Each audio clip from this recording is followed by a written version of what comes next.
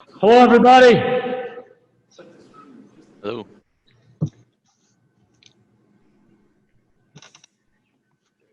There we go. Up next, Nathan Baird with Cleveland.com and Bill Rabinowitz on deck. Nathan? Hey, Kerry. We were all pretty impressed, or a lot of us were, with what we saw from Seven Banks on that brief look we got of you guys first day of spring camp. You obviously look at him with a little bit more scrutiny than us, though. So just what does he still need to do to impress you by the start of the season? Well, he's got to be consistent in his performance and his preparation, but at the same time, I've been very, very pleased with Seven. I think he's an explosive athlete. I think he's big and long and very much in the tradition of the corners that we've had here at Ohio State. So I'm excited to coach him and see how he fares out there. Next up, Bill Rabinowitz with the Columbus Dispatch and Tim May on deck. Bill? Hi, Kerry. Hi, Bill. You came back. I'm sure you wanted to maximize every second that you could when you returned, or refamiliarize yourself with the players, get things installed. How much of a setback has it been to have to kind of go on whatever schedule this is and have been gone as long as you were? How much catch up are you still kind of playing? I'm having a hard time hearing you, but I think what you're asking is the delay and the opportunity to be with the kids from March, whatever it was, till June the 8th, and doing all that over Zoom, and then the way the summer's been. And, I prefer to be a hands-on coach. I learned to be a Zoom coach.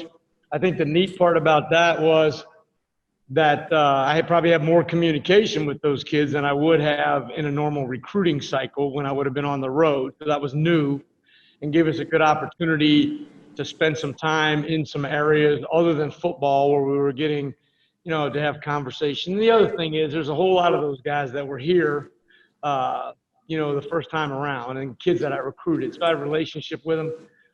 But at the same time, there's no question that the absence of available practice time, was disappointing. There's nothing we could do about it. And so we can sit around and cry about it, or we can just put our heads down and do with what we have. And I think we maximized every bit of time that we were allowed to. I think Ryan did a remarkable job of putting a schedule together that on a daily basis gave us the opportunity to work with kids in discretionary formats, voluntary formats, Zoom format, every possible way that you could. And so I'm comfortable that while nobody would like the situation, I'm comfortable that we probably maximize that time as well as anybody. And it's an obvious question, but how much of an impact does Shaun Wade's return have? And how confident are you that the other three spots will play to the standard that Ohio State is used to?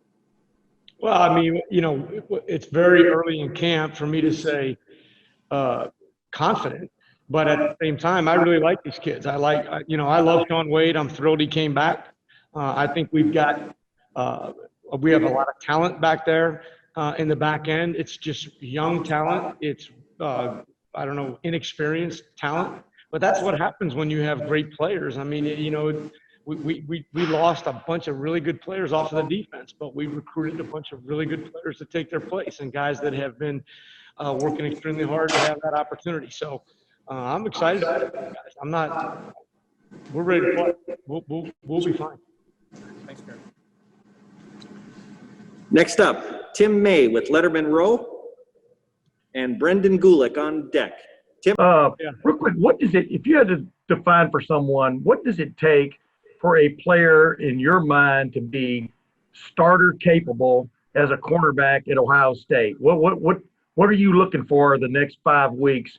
Obviously, Shaun Wade's going to be back, you do believe. But what are you looking for example, at that other spot that's going to define people that you think can play the cornerback position at Ohio State? Yeah, that's a great question, Tim. I think more than anything, I'm looking for a gritty competitor, a kid that refuses to lose, that it plays with a fearless mentality of my man catches no balls. And that's really the mindset that we have to have, play in and play out. Physically, I love long, fast corners, and we all know that. But more than anything, I want a mentally tough guy who's going to line up day in, day out, play in, play out, and have the confidence that his guy is not going to get open. He's going to be an on-body coverage, and he's going to deny that reception. And so that we're developing that mentality. I'm excited about these guys and their development of it. But that is really what I'm looking for. It's what I look for when I recruit. I like to recruit winners. I like to recruit guys that their guy doesn't catch the ball. And if we do that, we've had good days. In the last several weeks, there's been one guy that's kind of jumping out at you that maybe people don't know about right now who could be in that mix. I wouldn't say that. I think everybody knows all the kids that we have here. And I think, we've had some guys that are slowed a little bit by injury and different things like that. But I think that this is the core group of players that everybody has talked about are the guys that are going to go. I think we have a great group of young freshmen and they're talented. They don't know what they don't know yet. And so we're working on that. But, they're learning about the toughness of Ohio State and the culture. And I think those kids are all going to contribute. I think that this season, more than any other, you're going to have to depend on young players and inexperienced players to step in and fill roles. And so we're working really hard on coaching our depth as well. Thank you. Yep. Next up, Brendan Gulick from Buckeyes Now on SI with Bill Landis on deck. Brendan? Hey, Coach, thanks for spending a little time with us. Sure. Pretty clear that the state of Ohio is an important place to you. Born and bred here, coached a lot of football here at all levels. You left and you came back. Why is Ohio football so important to you? Well, it's really everything about who I am. From the time I was so glad we're going to get to play and coach. It's been 53 years since I wasn't on a sideline, and I was 4 years old at the time, in a fall. And so it's everything about who I am and kind of how I grew up. My wife and I went to the same high school. Our kids went to that high school. We grew up 2 miles apart from one another. We lived in Cincinnati all our lives and really had no plan to leave there until Urban called, and then that kind of got us moving. But I grew up watching Woody Hayes coach and Archie Griffin run the ball and all the things that a lot of other Ohio people did. And I love this state. I love what you get in Ohio residents. I love, you know exactly what – I'm from the west side of Cincinnati, and you know exactly what you're getting from a west sider. And I found that that's true universally around the state of Ohio. And one of the things that I love the best is when I go somewhere else, invariably somebody is going to say OH, and there's a connection there. So Buckeyes are special people, and I'm just really, really glad to be one of them. Thanks for sharing. Next up, Bill Landis from The Athletic with Austin Ward on deck. Bill? Hey, Kerry. Hey, Bill. Where you just came from in the NFL, it seems like nickel or big nickel, whatever you want to call it, has kind of become the base kind of defense across the league. And just wondering how maybe you see that trickling down to college and whether or not you think the college team is moving towards having those hybrid kind of defenders on the field, guys who can play safety and corner or safety and linebacker. Yeah, I think that it's a nickel-based league because it's a throwing league. 70% of the plays are passes. There's very little quarterback run, although it's cycling back to that a little bit with some of the dynamic young quarterbacks and their ability to run. And so you're going to be in a nickel. You're going to have to be in a nickel concept and to be able to handle the speed in the slot of kids like Tyreek Hill and those guys that they have in the NFL. And so I think it has its place. Obviously in college football, not necessarily just on third down. It's more based on your opponents and what they're trying to do with the ball. But you always have the quarterback run factor in college football that you don't experience in the same way there. And so I think that there's a little bit more of a hesitance for some people to play some nickel stuff on first and second down here.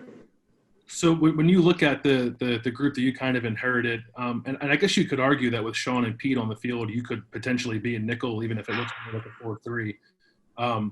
Where do you see, I guess, this defense going in terms of some more of those looks? I know maybe you don't need it as much in the Big Ten week to week, but just sort of diversifying the package, I guess, a little bit, how much do you think you can add to this defense? I think the big thing is having the ability to play in multiple personnel groupings on defense. I don't think that that's something that is necessarily common throughout college football, but having the ability to play and have packages with different personnel groupings, I think has been an offensive thing for a long time, but I think it's bleeding over to the defensive side of things. And I think you're going to see that continue to grow and develop. I think more than anything for us right now, it's going to be ability-based. It's going to be based on the talent of the roster and, frankly, the health of the roster. You know, you're going to have to be flexible this year. You're going to have to be able to adapt to a lot of situations based on who's healthy and able and ready to go. And so those are things that may evolve more this year than any other. Thanks, Kerry. Sure. All right, folks, I'm going to have time for just a few more questions for Coach Coombs. Next up, Austin Ward from Letterman Row with Rob Aller on deck. Austin? Hey, Kerry. Hey, Austin. I understand that you were one of the coaches that made a call to Sean on his birthday last week. Which recruiting pitch was the tougher one or the bigger win for you, getting him out of high school or getting him to come back? Yeah, it's funny. I never felt like it was hard recruiting Sean Wade. I mean, everybody says that. I think this is an extraordinary kid. First of all, I sang happy birthday to him, so that was, I think, what pushed it over the top. But the reality is that this is a kid that loves his team. He loves his university. You guys remember he committed all the way back when we won a national championship in 2014. He loves to win. I just think he's an extraordinary kid. We've had a great relationship the entire time that we've known each other. Even when I was in Tennessee, and I would text these kids and communicate back with them and encourage them and those kind of things. I mean, I just feel like I've had a great relationship with him all along. And to be honest with you, and the reality is, when a kid says to you, I need you to talk to me like I'm your son, then there's a lot of responsibility that goes with whatever you're going to say to him. And I don't take that lightly. And so our conversations, I tried in every way, shape, and form to talk to him as if he was one of my two sons in the same situation and give him the advice that I would have given them. And at the same time, making sure that he was very comfortable, understanding that I loved him regardless of what he decided, that was unconditional, and it had nothing to do with whether or not he played for us or somebody else or whatever he did in this season. And Jerry mentioned that he wasn't able to practice with you guys quite yet. Is there any concern, or is that just part of this process playing out? Any concern about him being able to get cleared? No concern about that, but it is part of the process. And then, okay. So it's just a matter of COVID testing, which if any of you have had that, it's a wonderful experience. I would recommend it to all of you. But we're just waiting on his results right now. Gotcha. Thanks, Kerry. Sure. Next up, Rob Aller from the Columbus Dispatch, and we'll close with Doug Lesmerises. Rob, you're up. Hey, Kerry. Hi, Rob. How you doing? Great, thanks. Hey, going back to when you first got here, you coming up with the Best in America tag. Hey, how did you come up with it? But what's the satisfaction now where you are, seeing how successful this whole thing is gone? And can you describe that? Yeah, I don't know. I'm not satisfied yet, but I appreciate that. Really, the whole mantra of BIA came from being at the best place in America. And if we're at the best place in America, we certainly should be the best in America at what we do.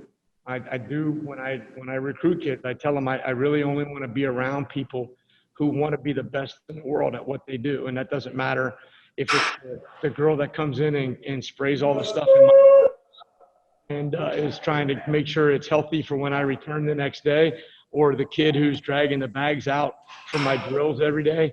I just want to be around people who want to be the best in the world at what they do. And since we really only play football in America, we decided best in America. And you know, that's a challenge because that means there's a standard to live up to every single day. You can't, that's not something that you just say and somebody slaps it on a shirt or on a hashtag and you become that. I mean, we try to hold ourselves to be accountable to that every day. And I think the kids have a vision of that. They have an understanding of what's required. They're in communication with our guys who are in the NFL who let them know, you know, you have to perform. You have to perform every day. You've got to, you know, there's a living, breathing standard to live up to. And so I'm really gratified by that. I'm gratified by the kids that are still playing, what they're doing in the NFL. I think it's extraordinary. Obviously, the volume of kids that we've got playing right now and how well they're playing, it's exciting. And, you know, and the fact that we're in constant communication with all those kids is really neat to me. And when you were in the league, did you run into guys, scouts or whatever, that kind of came and said, what do you got? What did you have going on at Ohio State? I assume that your reputation kind of preceded you there. Well, I mean, I think that what I told my kids when I left was that I had that opportunity because of the way they had performed and played. And I think that was true. I owed them for that. And so when I got there, obviously there's a lot of questions about the players that the Titans wanted to know, you know, about those kind of things. And so I just tried to coach those guys the same way I tried to coach these guys. And you know, it seemed like we were doing okay there the last couple of years. So, and I think they're going to be really good this year. So, so I don't know. I don't even know if that answers your question, but, you know, I don't think they didn't think we were waving magic wands. We got a great strength coach who trains these kids in extraordinary fashion. We have to compete against the best wide receivers in the country day in and day out. And because of that, you survive or you get eaten alive. And the kids that survive here in practice are going to be okay on Saturdays. And if they're okay on Saturdays at a place like this, they're probably going to have a chance to be okay on Sundays somewhere else. Thanks a lot. And final question for Coach Coombs comes from Doug Lesmerises from Cleveland.com. Doug? Hey, Kerry. Hey, Doug. You said you like long, fast corners, and I think we all know that. Marcus Williamson from the outside feels to us at the moment in the very early stages like maybe the leader to start in the slot. Maybe you can tell us if that's correct or not. But Marcus isn't quite as long as some of the other guys you've had through here. What did you like about Marcus and the way he plays at the size he is? What did you like about him in recruiting, and how do you see that translating right now? Yeah, I think it's a great question, Doug. It's a matchup business, right? And so he's playing more in the slot than he is outside simply because more of the slots we'll play against will be similar size and stature players. Slot corner is going to major in short space quickness, whereas the long corner on the outside is going to have probably a little bit more long speed and have some length at the line of scrimmage and press man-to-man against taller wide receivers. And so that's been, to me, an easy transition for Marcus, and I have a comfort level with that. I've recruited Marcus out of high school. I've always found him to be a thoughtful, intelligent player who plays really, really hard. I think he's had an extraordinary offseason. I think he's playing really well right now. I'm excited to watch him continue to grow and compete as the season goes forward. But I think he's had a really, really good fall and spring. And just thinking very long term here, Kerry, if you still are at Ohio State, if and when Braden becomes the head coach, would you leave Ohio State and go work for him? That's a great question. So I love my son more than I love oxygen, but I don't know that I could work for him or that he could work for me. I shouldn't say that because that'll be on Twitter too. I got to tell you, every day I get to spend with Braden Coombs is a pleasure for me. He just texted me a little while ago, and I'm very, very proud of him. But I love Ohio State, and I'm really glad to be back here. So I'm going to leave it at that. Okay. Seems like he's doing good things up there. Thanks, Kerry. I appreciate that, Doug. Thank you. Hey, Kerry, can you just give a Haskell Garrett update at all? Yeah, I can't hear you, Bill. Can you give a Haskell Garrett update? I think I think he's probably not as far away as any of us would have thought when you get shot in the face. If that helps you, Bill. I mean, I would have thought season over, career over, and I don't think that's true. If that helps. I don't even know what I'm allowed to say on that, so I'll be quiet.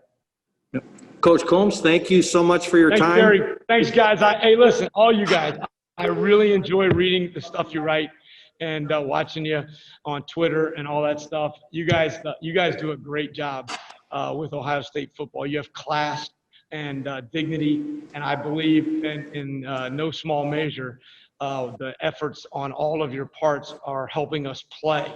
And I don't want to leave, because I don't know when I'll see you guys again, without saying thank you to you, because the coverage of our parents, the coverage of our players, and the work that everybody did to give these kids the opportunity that they deserve, which is just to go play the game that they love. You guys are a part of that. And I just want to tell you how much I appreciate that and appreciate your efforts. It doesn't go unnoticed here. And you know, our head coach, I thought, was phenomenal in this process, but I think there was a lot of people helping. And I think you guys are certainly on that team. And I know you're not allowed to be on teams, but I just want to tell you I appreciate it. And I appreciate your class and the way that you handled this and helped us. Thank you for that. I wouldn't want to be not coaching this fall. And you guys are a big part of that. So thank you.